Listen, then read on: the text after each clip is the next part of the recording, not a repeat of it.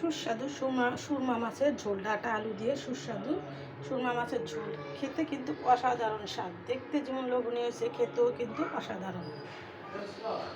গুছিয়ে গেছে, এসে বললাম আবারও প্রতিদিনের মতো রান্নায়। আর আজকে রান্না করবো হলো সমুদ্রের মাছ। আর সমুদ্রের মাছটা কীভাবে রান্না করবো সম্পূর্ণটা আপনাদের সাথে শেয়ার করতেছি, না টেনে দেখতে থাকুন। এখানে কারেন্টের চুলা দিয়ে দিব পরিমাণ মতো তেল। তেলটা পরীক্ষা করার জন্য এখানে আমি আগে নুন দিয়ে দিলাম যে তেলটা ভালো মতো গরম হচ্ছে কিনা। এখানে আমি একটু পেঁয়াজ দিয়ে দিলাম বেশি করে। এখানে দিয়ে দিচ্ছি 3000 তাপ। মাথাটা এরকম গরম, 3000 ভোল্টেজে আছে। রান্না করতে গেলে মাথা মোটা গরম থাকে, মাথাও নষ্ট থাকে। তাই রান্না করতে গেলে কী দিয়ে কী রান্না করে মেয়ে লোকেই বুঝে যে রান্না করতে কত কষ্ট।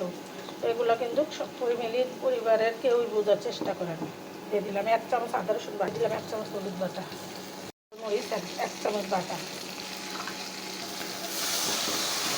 মশলাটা আমি ভালো করে কষিয়ে রান্না করবো আর আপনাদের সাথেও শেয়ার করবো। এখানে মশলাটা যত ভালো করে কষিয়ে নিব তত রান্না করতে স্বাদ হবে বেশি।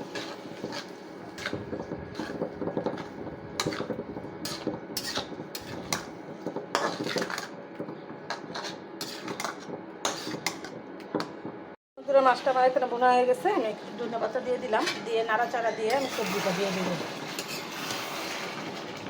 নাড়াচাড়া দিতে গেলে কড়াইটা সরে যায়, পোলাপানের মতো, যেমন পোলাপান কথা শোনে না এরকম চুলাটা নটর বড়র করে কথা শুনে না। দিয়ে দেবো এখানে কিছুটা কাঁচামরিচ দিয়ে আমি আরও 2 মিনিট রান্না করবো। রান্না করে না যাই করেন, কাঁচামরিচের স্বাদে কিন্তু মাছ অসাধারণ স্বাদ লাগে। এই জন্য এখানে কাঁচামরিচ আর ধনে পাতা দিয়ে দিলাম। মাছটা দেখতে যেমন লোভনীয় হয়েছে, খেতেও কিন্তু অসাধারণ।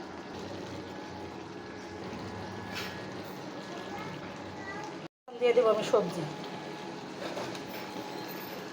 ডাঁটা আর আলু দিয়ে সুরমা মাছ, ইলিশ মাছের মতো স্বাদ লাগে এই মাছটা। আমি সেটাই রান্না করলাম আর আপনাদের সাথে শেয়ার করলাম। মাছটা কষানো হয়ে গেছে, আমি ডাঁটা কষাবো না, আমি এখানে পরিমাণ মতো ঝোল দিয়ে 10 মিনিট রান্না করবো। দিয়ে দিলাম 1 কড়াই ঝোল।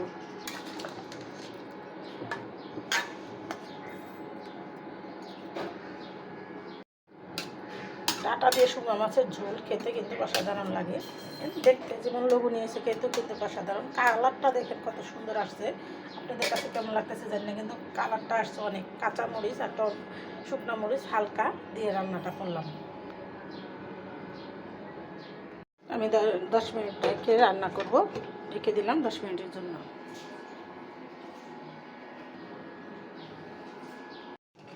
তরকারিটা এখানে আমার রান্না হয়ে গেল। আমি 10 মিনিট রান্না করলাম আর আপনাদের সাথে শেয়ার করলাম। সুরমা মাছ আর ডাঁটা আলু দিয়ে কীভাবে ঝোল করে রান্না করলাম, ফুল ভিডিওটা শেয়ার করলাম। না টেনে দেখবেন আর এরকম মজাদার তরকারি রান্না করে খাবেন। আর নতুন নতুন ভিডিও পেতে সাথেই থাকবেন।